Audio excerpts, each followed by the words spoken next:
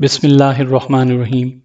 سامعین کرام، آپ سن رہے ہیں اردو ناول کالی قبر کی جلد نمبر 2 اور یہ اس سلسلے کی قسط نمبر 31 ہے۔ آپ اگر میرے چینل کہانی گھر پر نئے ہیں اور آپ نے ابھی تک میرا چینل سبسکرائب نہیں کیا تو میرے چینل کو ابھی سبسکرائب کر لیجئے اور بیل آئیکن پر بھی کلک کر دیں تاکہ نئے آنے والی کہانی کی اطلاع بر وقت آپ تک پہنچ سکے۔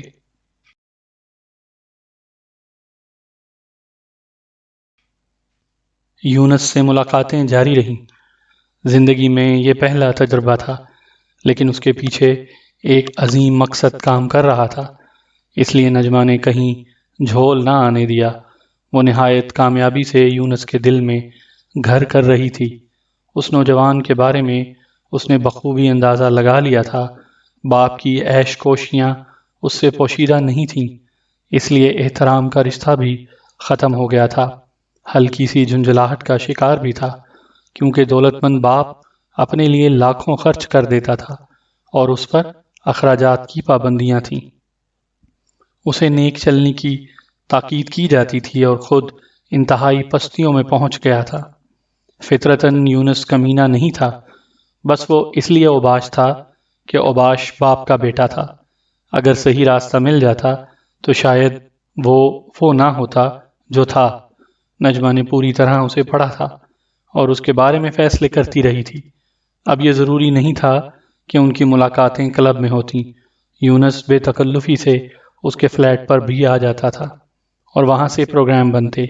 نجمہ کے بغیر اب اس کا وقت نہیں کٹتا تھا۔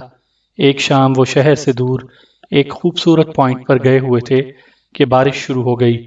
پہلے یہ بارش ہلکی رہی، پھر تیز ہو گئی۔ اس پوائنٹ پر وہ اکیلے نہیں تھے، دوسرے لوگ بھی سیر کرنے وہاں آئے ہوئے تھے، لیکن بادلوں کا رنگ دیکھ کر سبھی وہاں سے پلٹ پڑے تھے اور یہ دونوں تنہا رہ گئے تھے۔ بارش جب تیز سے تیز ہونے لگی اور گہری تاریکی چھا گئی تو نجمہ نے واپسی کے لیے کہا، خدا کی قسم نجمہ صاحبہ، اس موسم میں آپ کو آپ کے فلیٹ پر چھوڑنے کے بعد جو تنہائی میرے وجود پر مسلط ہوگی اسے برداشت نہ کر سکوں گا۔ یونس نے افسردگی سے کہا، لیکن محترم، یہاں رات تو نہیں گزاری جا سکتی، سر چھپانے کی کوئی جگہ دور دور تک نہیں ہے۔ نجمہ نے شوخی سے کہا، ایک شرط ہے واپسی کی۔ یونس بولا، حکم؟ رات کو واپس نہیں جاؤں گا، بلکہ آپ کے فلیٹ کی بالکنی میں بیٹھ کر بارش سے لطف اندوز ہوں گے، باتیں کریں گے اور کافی پی کر وقت گزاریں گے۔ بولیے، منظور ہے؟ چلیے، منظور ہے، نجمہ نے کہا اور یونس اس کا ہاتھ پکڑ کر کار کی طرف دوڑ پڑا۔ بارش دھواں دھار ہو رہی تھی۔ یونس نے اسے کار میں دھکیلا اور خود بھی جلدی سے بیٹھ کر کار سٹارٹ کر دی۔ وائپر تیز رفتاری سے پانی کی دھاریں صاف کر رہے تھے، لیکن اس کے باوجود سامنے کچھ نظر نہیں آ رہا تھا۔ ڈرائیونگ سخت خطرناک ہو گئی تھی۔ یونس نے کار کی روشنیاں جلا لیں اور رفتار کچھ سست کر دی۔ وہ بڑی احتیاط سے کار ڈرائیو کر رہا تھا، لیکن ایک جگہ اسے رکنا پڑا۔ شہر سے باہر ایک برساتی ندی یہاں تک آنے والے راستے کو کاٹتی تھی۔ اس ندی پر کوئی پل نہیں تھا، بلکہ سڑک نشیب سے گزرتی تھی۔ بارش میں یہ نشیب بھر جاتے تھے اور یہاں سے گزرنا ناممکن رہتا تھا۔ اس وقت بھی یہی ہوا۔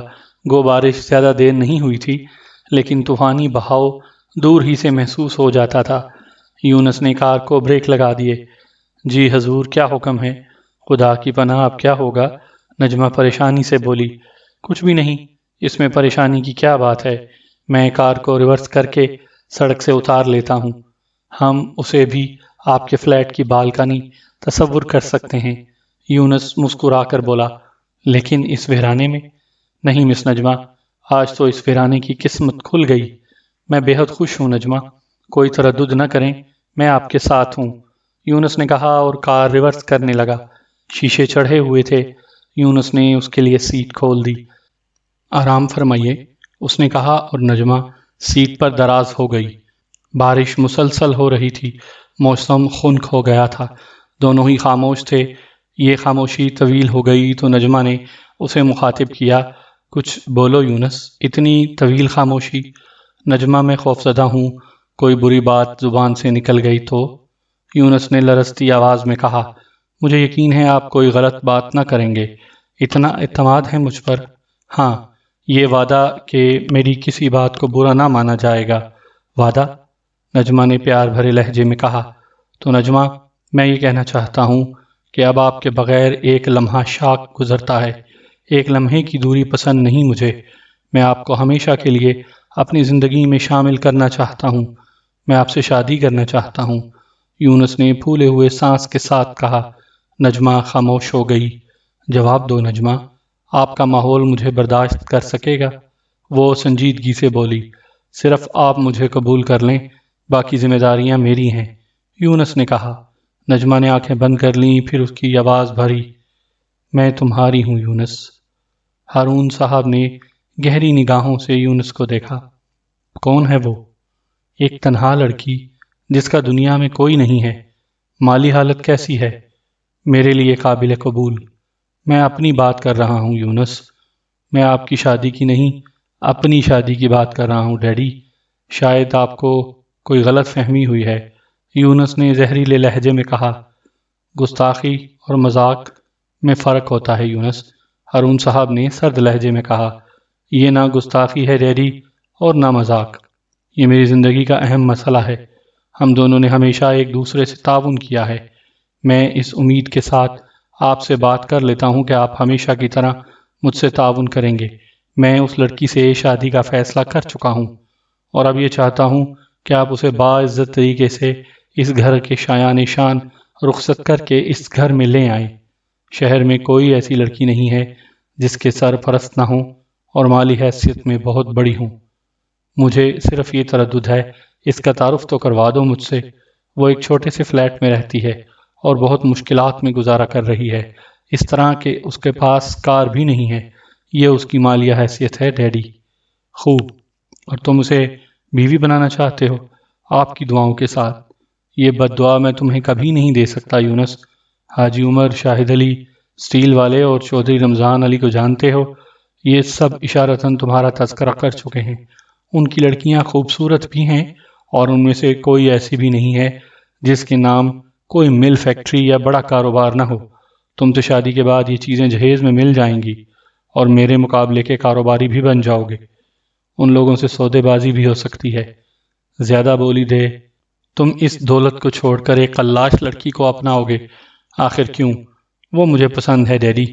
پتہ بتاؤ اس کا، آج رات تمہارے پاس پہنچ جائے گی، ہارون صاحب نے رعونت سے کہا۔ ڈیڈی، میں نے آپ کو اس کی توہین کرنے کی اجازت نہیں دی ہے، یونس نے تل ملا کر کہا۔ بیٹے، یہ میرے اور تمہارے لیے نئی بات نہیں ہے۔ تمہارے خیال میں تمہارے بارے میں کچھ نہیں جانتا؟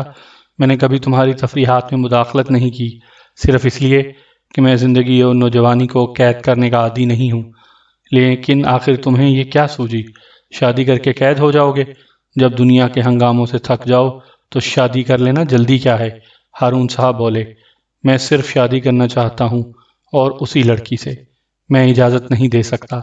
اس کے باوجود میں اسے اپنا لوں تو پھر میں ان فلمی باپوں سے مختلف حرکات نہیں کروں گا جو ایسے مواقع پر کرتے ہیں۔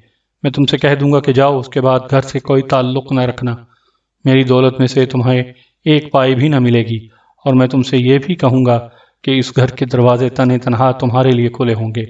جب بھی تمہیں اپنی حماقت کا احساس ہو تو آ جانا واپس، مگر تنہا، ہارون صاحب نے مسکراتے ہوئے کہا۔ یہ سب کچھ مذاق تو نہیں ہے ڈیڈی؟ یونس نے پوچھا۔ اس شکل میں مذاق ہے کہ تم بھی اب تک مجھ سے مذاق کرتے رہے ہو، تو اگر تم نے سب کچھ حقیقتاً کہا ہے تو میں نے بھی جو کچھ کہا ہے اسے بھی حقیقت سمجھو۔ تو پھر آئیے ڈیڈی، ایک کپ کافی ہو جائے، آخری کپ جو آپ کے ساتھ پیا جائے گا۔ اس کے بعد نہ جانے کب آپ کو یا مجھ کو اپنی غلطی کا احساس ہو، یونس نے مسکراتے ہوئے کہا، اور ہارون صاحب نے گردن ہلا دی۔ ملازم کو کافی لانے کی ہدایت کی اور کچھ دیر بعد کافی آ گئی۔ تھوڑی سی رقم تو مل سکے گی ڈیڈی؟ قرضہ حسنہ سمجھیں، کسی وقت واپس کر دوں گا، یونس نے کہا۔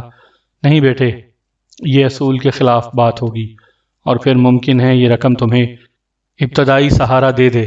اگر کلاش ہوئے تو جلدی واپس آنے کی کوشش کرو گے۔ تم یہ یاد رکھنا کہ کسی بھی جال سازی سے کہیں سے کوئی رقم نہیں لے سکو گے۔ میں سارے انتظامات کر لوں گا۔ ہاں، مجھے اس جگہ کا پتہ بتا دو جہاں تم قیام کرو گے، تاکہ اگر کبھی مجھے ہی تمہاری ضرورت پیش آ جائے تو میں تم سے رابطہ قائم کر لوں۔ چال چل رہے ہیں ڈیڈی، تاکہ راتوں رات کوئی کارروائی کر ڈالیں؟ میں جھانسے میں نہیں آؤں گا، یونس نے کافی کا سپ لیتے ہوئے کہا۔ تمہاری مرضی، ہارون صاحب نے شانے ہلائے اور کافی پینے کے بعد یونس اٹھ گیا۔ کار کی چابی کہاں ہے؟ ہارون صاحب نے پوچھا۔ شریف کے پاس ہے، معلوم کر لیں۔ آپ نے مجھے چیلنج کیا ہے، اس لیے کچھ نہیں لے جا رہا۔ گڈ، ٹھیک ہے، خدا حافظ، ہارون صاحب بولے اور یونس کوٹھی سے نکل آیا۔ اس کے ہونٹ تشویش سے سکڑے ہوئے تھے۔ بہرحال کافی غور و خوض کے بعد اس نے فیصلہ کیا تھا اور اس کے نتیجے پر بھی غور کر چکا تھا۔ جو کچھ ہوا خلاف و توقع نہیں ہوا تھا۔ ہارون صاحب اسی قسم کے آدمی تھے۔ ان کی اپنی زندگی تھی جس میں عورت اور شراب اسی طرح شامل تھی کہ انہیں کسی اور کی ضرورت ہی نہیں محسوس ہوتی تھی۔ بہرحال یونس انتہائی احتیاط سے نجمہ کے فلیٹ میں داخل ہو گیا۔ اس نے اس بات کا خیال رکھا تھا کہ ہارون صاحب نے کسی کو اس کے تعاقب میں نہ بھیج دیا ہو۔ فرید احمد نے پرمسرت انداز میں گردن ہلائی۔ عظیم کامیابی پر میری طرف سے مبارکباد قبول کرو۔ خدا کرے مستقبل میں یونس تمہارے لیے ایک اچھا شوہر بھی ثابت ہو۔ اس کی عادات و اطوار کے بارے میں اتنے دنوں میں تم نے کوئی اندازہ تو قائم کر ہی لیا ہوگا نجمہ۔ یونس اتنا برا نہیں ہے۔ باپ کی فطرت اور حرکتوں نے اسے غلط راستوں پر ڈال دیا تھا۔ باپ بیٹے کے درمیان کوئی حجاب اور احترام نہیں ہے، جس کا اندازہ مجھے اس کی گفتگو سے ہوا جو یونس نے مجھے سنائی۔ ان حالات میں اگر یونس غلط راستوں پر نکل آیا تو یہ کوئی تعجب خیز بات نہیں ہوگی، لیکن اس نے اب شراب نہ چھونے کا عہد کیا ہے۔ خدا کی قسم نجمہ، اگر اس انتقام کے بعد تم اس کے ساتھ ایک خوش و خرم زندگی گزار سکو تو مجھے بے حد مسرت ہوگی۔ اب مجھے کیا کرنا چاہیے؟ نجمہ نے پوچھا۔ شادی، جس قدر جلدی ممکن ہو۔ اس کام میں دیر مناسب نہیں ہے۔ یونس کا اس بارے میں کیا خیال ہے؟ وہ بھی یہی چاہتا ہے۔ تاخیر نہ کرو نجمہ، اور ہاں، ایک خیال میرے ذہن میں اور آیا ہے۔ اگر یونس نے ہارون کو اس فلیٹ سے دور رکھنے کا فیصلہ کیا ہے تو پھر میرا تم سے مل بیٹھنا ضروری ہے، لیکن اس طرح کہ یونس کو شبہ نہ ہو۔ ظاہر ہے تم نے اپنے کسی عزیز کا تذکرہ اس سے نہیں کیا ہوگا۔ جی نہیں، یہ ایک ترکیب ہو سکتی ہے۔ کسی شاہراہ پر اچانک ہی میں تم سے مل جاؤں اور تم چچا کہہ کر مجھے پہچان لو۔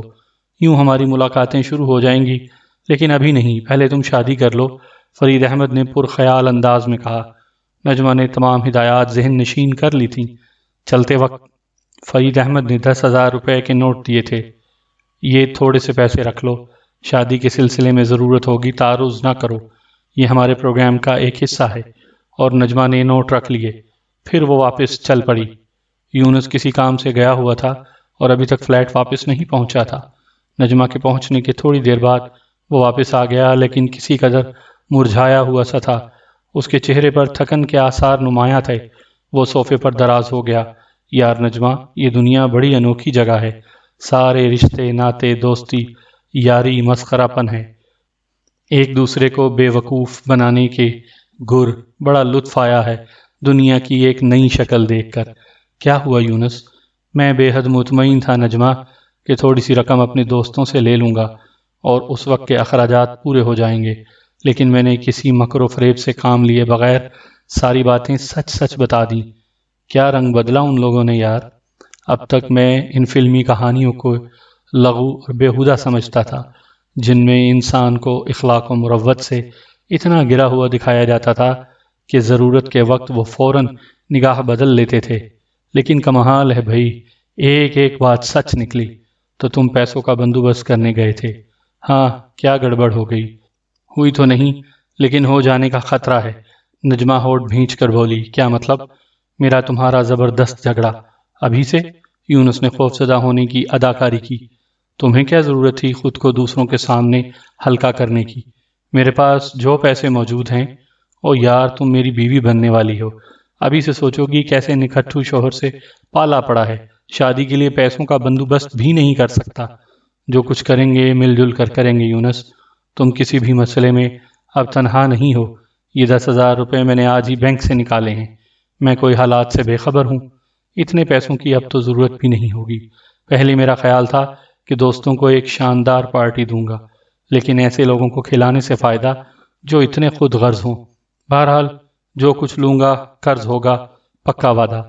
میرے وجود کے ایک ایک ذرے پر تمہارا حق ہے یونس، تم یہ قرض ضرور ادا کر دینا، لیکن اپنی بھرپور محبت دے کر، مکمل اعتماد دے کر۔ نجمہ نے کہا اور یونس کی آنکھوں میں نمی آ گئی۔ میں ان الفاظ کو ہمیشہ یاد رکھوں گا نجمہ۔ دونوں کی شادی ہو گئی، گواہوں کا بندوبست خود قاضی صاحب نے کیا تھا، نکاح بھی ان کے گھر پر ہی ہوا تھا۔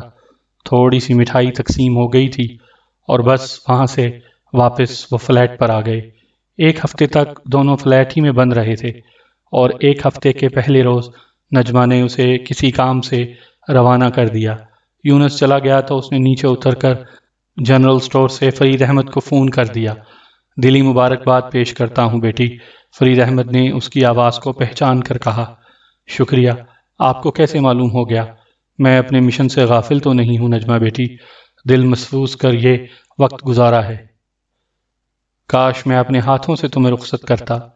بہرحال ہمیں وقت کا انتظار کرنا ہوگا۔ یونس کہاں ہے؟ میں نے ایک کام سے بھیجا ہے، وہ پروگرام آج کر لیا جائے۔ ملاقات کا؟ ہاں، جیسے آپ پسند کریں۔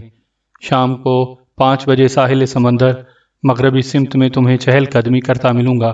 پروگرام تو یاد ہے نا چچا فرید احمد؟ بالکل، فرید احمد نے ہنستے ہوئے کہا۔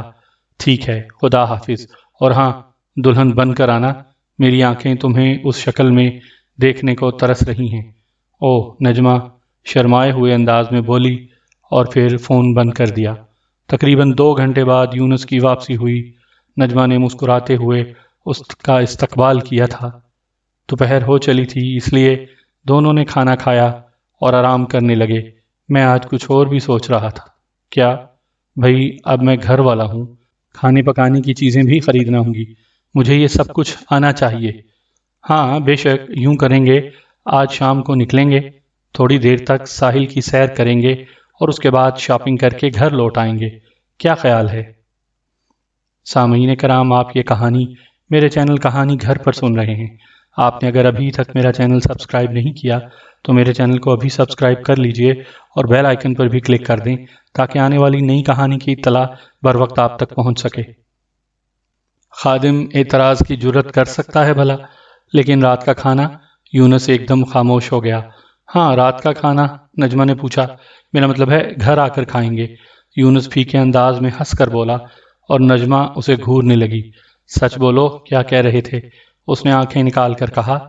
او نجمہ، ابھی تک فضول خیالات ذہن سے نہیں نکل سکے۔ میں یہ کہنے جا رہا تھا کہ رات کا کھانا کسی ہوٹل میں کھائیں گے، لیکن یہ نہایت احمقانہ بات ہے۔ جس کا اپنا ایک گھر ہو، مزے مزے کے کھانے پکانے والی بیوی ہو، اسے بھلا ہوٹل میں کھانے کی کیا ضرورت ہے؟ یار نجمہ، ایک مسئلہ اور حل کر دو۔ فرمائیے، نجمہ نے ہونٹ بھینچ کر پوچھا۔ بھئی اب مجھے مرد بننے دو، کہیں نوکری کرنا پڑے گی، نہایت ضروری، ورنہ مجھے یوں لگے گا جیسے میرا مطلب ہے کہ یوں لگے گا جیسے ابھی میں بالغ نہیں ہوا ہوں۔ دیکھو نا، مرد اسی وقت مکمل ہوتا ہے جب وہ عورت کا مکمل محافظ ہو، اسے اپنے قوت بازو کی کمائی کھلائے۔ میں خود کو ابھی نامکمل سمجھتا ہوں۔ خدا ہماری مدد کرے گا یونس، یقیناً تمہیں یہ سب کچھ کرنا ہوگا، اور مجھے یقین ہے کہ تم ضرور کامیاب ہو جاؤ گے، لیکن ابھی نہیں، کم از کم 1 ماہ گزر جانے دو، ابھی میں تم سے جدا نہیں رہ سکتی۔ جو حکم حضور والا، یونس نے گردن خم کر دی۔ 4:30 بجے وہ ساحل سمندر پر پہنچ گئے۔ سمندر کی پرجوش لہروں سے پاؤں بھگوتے ہوئے وہ مشرقی ساحل سے مغربی ساحل کی طرف بڑھتے رہے، اور پھر اچانک کسی نے نجمہ کو پکارا۔ نجمہ رک گئی۔ یونس بھی اس فیشنیبل بوڑھے کو دیکھ رہا تھا جو بے اختیار انداز میں اس کی طرف بڑھ رہا تھا۔ او چچا جان، چچا جان، آپ واپس آ گئے، کیسے ہیں آپ؟ نجمہ نے اداکاری کی اور بوڑھے نے آگے بڑھ کر اسے گلے سے لگا لیا۔ میری بچی، میری بیٹی، کیسی ہو تم؟ بوڑھے نے اس کے سر پر ہاتھ پھیرتے ہوئے کہا۔ یورپ سے کب آئے چچا جان؟ طویل عرصہ ہو گیا بیٹا، یہیں چھوٹا سا کاروبار کر لیا ہے۔ آئیے میں آپ کو یونس سے ملواؤں۔ یونس؟ یہ میرے چچا فرید احمد ہیں، میرے والد کے بچپن کے دوست ہیں، اور انہوں نے مجھے گودوں میں کھلایا ہے، بہت محبت کرتے تھے مجھ سے، اپنی بیٹی کی طرح چاہتے تھے، طویل عرصے کے بعد ملے ہیں۔ یونس کون ہے نجمہ بیٹی؟ چچا جان، یہ میرے شوہر ہیں۔ ارے اوفو، تو اتنی دور کیوں کھڑے ہو بھائی؟ آؤ بھائی، میرے سینے سے تو لگ جاؤ۔ بھائی واہ، تم بھی میرے جگر کے ٹکڑے ہی ہو، خوب ملے بھائی تم لوگ، روح خوش ہو گئی۔ فرید احمد نے یونس کو بھی گلے لگایا، وہ بھی خوش نظر آ رہا تھا۔ فرید احمد اسے ساتھ لے کر ساحل سے پلٹ پڑے۔ تو کیا کرتے ہو یونس میاں تم؟ کیا کوئی کاروبار کرتے ہو؟ شکل و صورت سے کسی بڑے گھرانے کے چشم و چراغ معلوم ہوتے ہو۔ آؤ بھی، میں تمہیں اتنی جلدی نہیں چھوڑوں گا، میرے گھر چلو۔ آؤ، تمہاری گاڑی کہاں ہے؟ فرید احمد نے جان بوجھ کر کہا، اور یونس جزبز ہو گیا۔ ہمارے پاس گاڑی نہیں ہے چچا جان، نجمہ جلدی سے بولی۔ یہ تو اور اچھی بات ہے، ساتھ ہی چلیں گے، آؤ، انکار کی گنجائش نہیں ہے۔ فرید احمد نے اپنی شخصیت ایک دم بدل دی تھی۔ وہ انہیں اپنے گھر لے آیا، چائے تیار کرائی اور لوازمات کے ڈھیر لگا دیے۔ بچھ گئے تھے وہ ان کے سامنے، اور یونس ان کے خلوص سے بے حد متاثر ہوا۔ آپ کب تشریف لا رہے ہیں ہمارے گھر؟ ہم تو اس شہر میں تنہا ہیں، آپ کے مل جانے سے جس قدر خوشی ہوئی ہے میں بیان نہیں کر سکتا۔ کب کی خوب رہی میاں، میں بھلا اب تم لوگوں کے بغیر رہ سکتا ہوں؟ کل ہی آؤں گا، پتہ بتاؤ۔ اور یونس نے فلیٹ کا پتہ بتا دیا۔ رات ہو گئی تو انہوں نے واپسی کی اجازت مانگی۔ فرید احمد بگڑ گئے۔ یعنی تم لوگ کھانا کھائے بغیر جاؤ گے؟ سوال ہی پیدا نہیں ہوتا۔ نہیں چچا جان، اس وقت کھانا نہیں کھائیں گے، نجمہ نے کہا۔ میں نے تیار کروا لیا ہے بھائی۔ نہیں چچا جان، میں معافی چاہتی ہوں، براہ کرم محسوس نہ کریں، وہ لجاجت سے بولی، اور اس نے کسی قیمت پر یہ دعوت قبول نہیں کی، حالانکہ یونس نرم پڑ گیا تھا۔ وہ چچا جان کے پرخلوص اصرار کے آگے بے بس ہو گیا تھا۔ واپسی میں فرید احمد نے ان دونوں کو 1,000 روپے دیے۔ یہ فرید احمد صاحب خوب ملے نجمہ، بے حد نفیس انسان ہیں، بڑے مخلص، لیکن کیا یہ تنہا ہیں؟ ہاں یونس، انہوں نے شادی نہیں کی۔ وجہ؟ مجھے اتنی معلومات نہیں ہے، بس مخلص انسان ہیں، اپنوں کی طرح ہیں بالکل۔ یہاں ٹیکسی رکواؤ۔ نجمہ ایک شاندار ہوٹل کے سامنے ایک دم بول پڑی اور ڈرائیور کو ٹیکسی روکنے کا اشارہ کیا۔ دونوں ٹیکسی سے اتر گئے۔ یہاں کیوں؟ یونس نے پوچھا۔ کھانا کھائیں گے، نجمہ نے کہا، اور یونس ایک لمحے کے لیے خاموش ہو گیا۔ ہوٹل کی سیڑھیاں طے کرتے ہوئے اس نے جذباتی انداز میں کہا، ساری زندگی اسی طرح چاہتی رہنا نجمہ، جو کچھ دے رہی ہو اس میں کوئی کمی ہوئی تو میں زندہ نہیں رہ سکوں گا۔ فرید احمد صاحب اب ان لوگوں کی زندگی میں پوری طرح داخل ہو چکے تھے۔ شام کو کھانا انہوں نے یہیں کھانا شروع کر دیا تھا۔ فرمائشیں کر کے جاتے تھے اور خوب نخرے کر کے کھاتے۔ گھر کے معاملات ان سے پوشیدہ نہیں رہے تھے۔ یونس کی پوری کہانی انہیں سنا دی گئی تھی، اور انہوں نے مرغی کی ران بھنبھوڑتے ہوئے کہا تھا، بھلا یہ بھی کوئی فکر کی بات ہے، ہارون صاحب کو ناک رگڑنا پڑے گی ایک دن۔ کب تک عیاشی کریں گے؟ اور پھر ان کی دولت پر تمہارا حق ہے۔ یونس صاحب، جو کچھ وہ کر رہے ہیں اس میں در حقیقت تمہاری محبت کی کوئی گنجائش نہیں ہے۔ مجھے یقین ہے کہ وہ مرتے دم تک تمہیں یاد نہیں کریں گے، لیکن اس کے بعد اس کا کیا ہوگا؟ تم فکر کیوں کرتے ہو یونس میاں؟ کوئی نوکری ووکری نہیں کرو گے تم، میرا کاروبار ہے، تم چلاؤ، سب لے لو، میرا کون ہے اس دنیا میں۔ وہ رات یونس کے لیے خاصی کٹھن تھی۔ اپنے باپ سے وہ بخوبی واقف تھا، وہ ساری زندگی یونس کا نام نہیں لے گا، لیکن یہ تو کوئی بات نہیں ہوئی، آخر میں ہارون کی اولاد ہوں۔ عجیب عجیب خیالات اس کے ذہن میں پکتے رہے، اور ہارون صاحب کے لیے اس کے دل میں نفرت پروان چڑھتی رہی۔ فرید احمد صاحب سے جب بھی گفتگو ہوتی تو وہ نامحسوس انداز میں اس نفرت کو اور ہوا دیتے۔ یونس اب اپنے باپ کو ایک غاصب اور درندہ صفت انسان سمجھنے لگا تھا۔ اکثر وہ فرید احمد کے پاس ان کے دفتر چلا جاتا تھا اور اس موضوع پر گفتگو ہوتی۔ فرید احمد صاحب نے گھر کے اخراجات میں کبھی کمی نہ ہونے دی۔ نت نئے طریقوں سے وہ ان کی مالی ضروریات پوری کرتے رہے تھے، لیکن یونس کو شرمندگی ہی ہوتی تھی۔ جس شخص نے ساری زندگی راج ہی کیا ہو وہ کسی کی نوکری کرے گا؟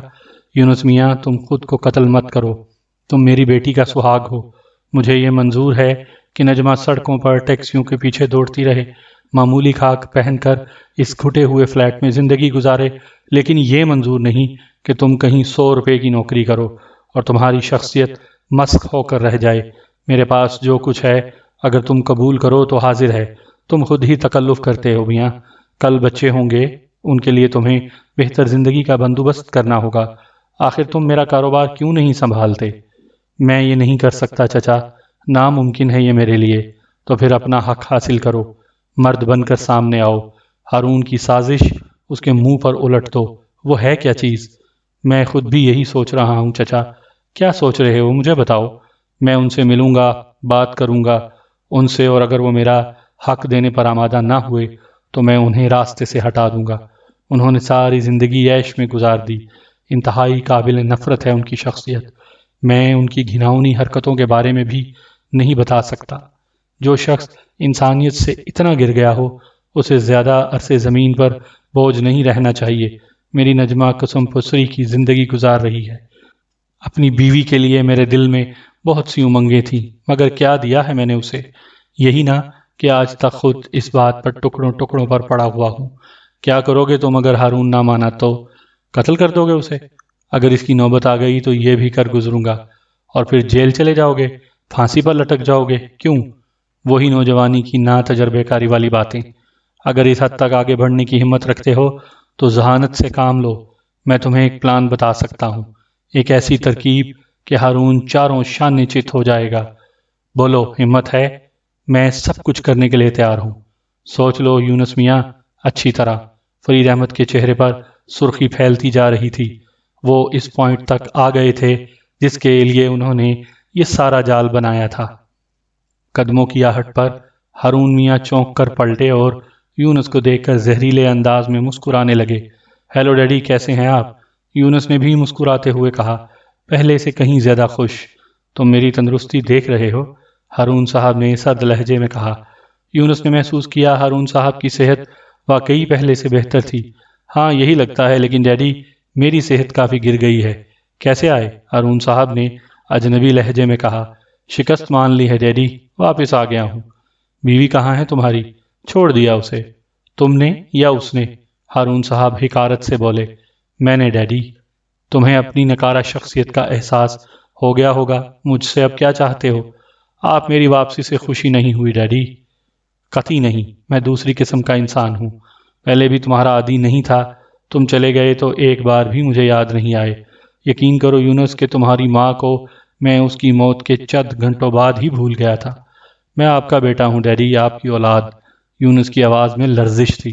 صرف اس لیے کہ تم میری بیوی کے ہاں پیدا ہو گئے تھے، تمہاری پیدائش نہ میری ضرورت تھی نہ خوشی، اور اب بھی تم میری ضرورت نہیں ہو۔ میں اپنی ذات میں مکمل ہوں۔ یونس کی آنکھوں سے خون ٹپک رہا تھا، لیکن اس نے یہ حقارت آمیز سلوک برداشت کر لیا۔ البتہ اس کا عزم پختہ ہو گیا تھا۔ تب ہارون صاحب بولے، بہرحال آ گئے ہو تو پہلے جیسی حیثیت نہیں حاصل کر سکتے۔ مجھے لوٹ آنے والوں سے نفرت ہے، لیکن تمہیں برداشت کر لوں گا۔ ایک عام سی زندگی تم میری کوٹھی میں گزار سکتے ہو۔ جو حکم ڈیڈی، یونس آہستہ سے بولا اور اندر داخل ہو گیا۔ گھاگ آدمی سے واسطہ تھا، اس لیے اسے محتاط رہنا تھا۔ چند روز اس نے نہایت خاموشی سے گزارے، اور پھر ایک شام پہلا انجیکشن اس نے شراب کی مہر بند بوتلوں کا ڈھکن کھول کر اس میں داخل کر دیا۔ یہ انجیکشن اسے فرید احمد صاحب نے فراہم کیے تھے۔ اس شام یہی بوتل ہارون صاحب کے سامنے پہنچی تھی، اور دوسری صبح وہ بیمار تھا۔ اعصابی کھچاؤ اسے محسوس ہو رہا تھا۔ یونس اس کی خدمت میں موجود تھا۔ فیملی ڈاکٹرز نے دوائیں تجویز کی، انجیکشن کا پورا کورس لکھ دیا گیا۔ یونس ہر معاملے میں پیش تھا، لیکن ہارون صاحب نے اس پر توجہ نہیں دی تھی، اور وہ اپنی بیماری سے جھنجھلائے ہوئے تھے۔ زندگی میں 2-4 بار ہی بیمار ہوئے تھے، اس لیے بیماری کے عادی نہیں تھے۔ طبیعت 2-3 روز میں درست نہیں ہوئی تو انہوں نے چڑچڑے ہوئے لہجے میں ڈاکٹر سے کہا، جو اس وقت انہیں دیکھنے آیا تھا، آپ کیا کر رہے ہیں ڈاکٹر صاحب؟ آج 3 دن گزر گئے ہیں اور مجھے کوئی افاقہ نہیں ہوا۔ کیا بات ہے، آپ بیماری کی تہ تک نہیں پہنچ سکے یا دوائیں بے اثر ہیں؟ ان دونوں میں سے کوئی بات نہیں ہے ہارون صاحب۔ پھر کیا بات ہے؟ بات صرف یہ ہے کہ اب آپ کی عمر اس مشقت کی اہل نہیں ہے جو آپ کر رہے ہیں۔ جوانی بہت پیچھے رہ گئی ہے۔ آپ کو اپنے معمولات میں تبدیلی پیدا کرنا چاہیے۔ گویا آپ مجھے مر جانے کا مشورہ دے رہے ہیں؟ ہارون صاحب نے کہا، جی نہیں، جینے کا مشورہ دے رہا ہوں۔ فضول باتیں ہیں۔ زندگی کے لوازمات کے بغیر زندہ رہنے کا تصور بے معنی ہو جاتا ہے۔ میرے خیال میں مجھے علاج کے لیے یورپ جانا ہوگا۔ جیسا آپ پسند کریں۔ ویسے 2-3 دن میں طبیعت ٹھیک ہو جائے گی، لیکن اس کے بعد بھی آپ کو احتیاط رکھنا ہوگی۔ بے احتیاطی آپ کو دوبارہ بیمار ڈال دے گی۔ شکریہ، ہارون صاحب نے منہ ٹیڑھا کر کے کہا۔ ڈاکٹر کی بات سے انہیں ذرا اتفاق نہیں تھا۔ اس کے جانے کے بعد وہ دیر تک اسے برا بھلا کہتے رہے۔ یونس اس وقت قریب تھا۔ انہوں نے یوں ہی پوچھا، تمہارا کیا خیال ہے یونس؟ انتہائی لغو اور بیہودہ گفتگو کی ہے ڈاکٹر نے۔ میں اس سے ذرا بھی متفق نہیں ہوں۔ زندگی تعیش کے لیے ہے، اور اگر زندگی سے عیش نکال دی جائے تو زندگی موت سے بھی بدتر ہے۔ جی خوش کر دیا تم نے یونس، میرے خیال میں ڈاکٹر خود بوڑھا ہو گیا ہے اور اس نے علاج کے بجائے نیکیوں کی تلقین کا کاروبار شروع کر دیا ہے، ہارون صاحب نے ہنس کر کہا۔ سامعین کرام، آپ سن رہے تھے اردو ناول کالی قبر کی جلد نمبر 2، جس کے مصنف ہیں ایم اے راحت، اور یہ اس سلسلے کی قسط نمبر 31 تھی۔ آپ اگر میرے چینل کہانی گھر پر نئے ہیں اور آپ نے ابھی تک میرا چینل سبسکرائب نہیں کیا تو میرے چینل کو ابھی سبسکرائب کر لیجئے اور بیل آئیکن پر کلک کر دیں تاکہ نئے آنے والی کہانی کی اطلاع بر وقت آپ تک پہنچ سکے۔